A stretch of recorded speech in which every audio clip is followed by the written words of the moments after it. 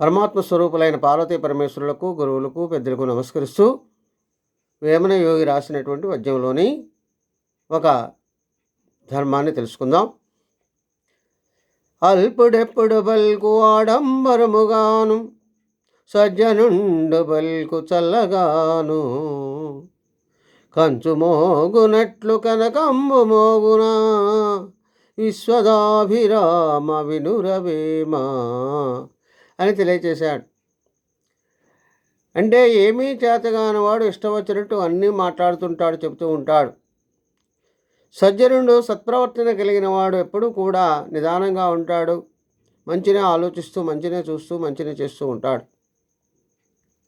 అది ఏ విధంగా అంటే కంచు అన్ని లోహాలతో కలిసినటువంటి కంచు మోగినట్లుగా కనకంబ మోగదు అని తెలియజేస్తుంది.